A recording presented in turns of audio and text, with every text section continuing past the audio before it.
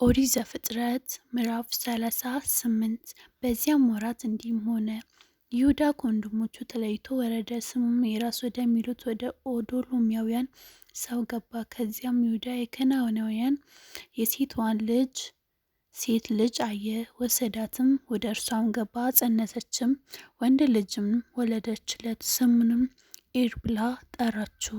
ደግሞም ጸነሰች፣ ወንድ ልጅንም ወለደች፣ ስሙንም አውናን ብላ ጠራችው። እንደገና ደግሞ ወንድ ልጅን ወለደች፣ ስሙንም ሴሎም ብላ ጠራችው። እርሱንም በወለደች ጊዜ ክዚብ በሚባል አገር ነበረች። ይሁዳም ለበኩር ልጅ ለኢማትማር የምትባል ሚስት አጋባው።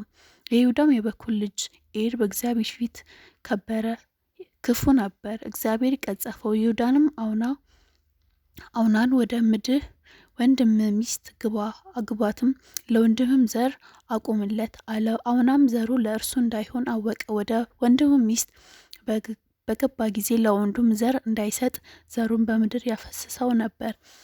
ይህም ስራው በእግዚአብሔር ዘንድ ክፉ ሆነበት፣ እርሱም ደግሞ ቀጸፈው። ይሁዳንም ምራቱን ትዕማር ልጅ ሴሎም እስኪያድግ ድረስ በአባትሽ ቤት መበለት ሆነች ተቀመጭ አላት። እርሱም እንደ ወንድሞቹ እንዳይሞት ብሏልና። ትዕማር ሄዳ በአባቷ ቤት ተቀመጠች።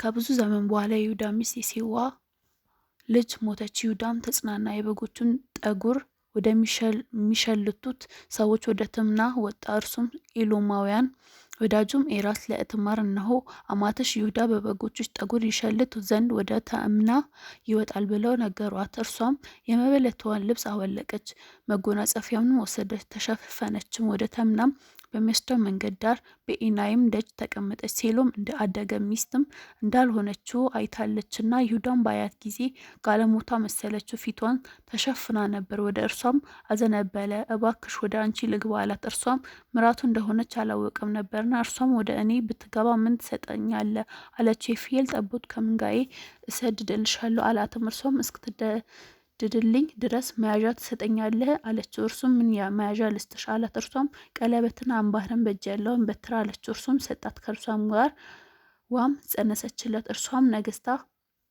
ተነስታ ሄደች፣ መጎናጸፊያዋንም አውልቃ የመበለትዋን ልብስ ለበሰች። ይሁዳም መያዣውን ከሴቱ ልጅ ይቀበል ዘንድ በወዳጁ በኤዶማውያን እጅ የፍየሉን ጠቦት ላከላት። እርሷም ላገኛትም፣ እርሱም የአገሩን ሰዎች በኢናም በመንገድ ዳር ተቀምጣ ነበረች። ጋለሞታ ወዴት ናት ብሎ ጠየቃቸው።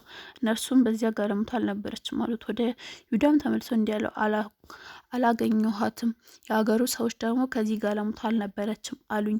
ይሁዳም እኛ መዘበቻ እንዳንሆን ትወስድ ነው የፍየሉን ጠቦት ስደድውላት፣ አንተም አላገኘኋትም አልህን አለ።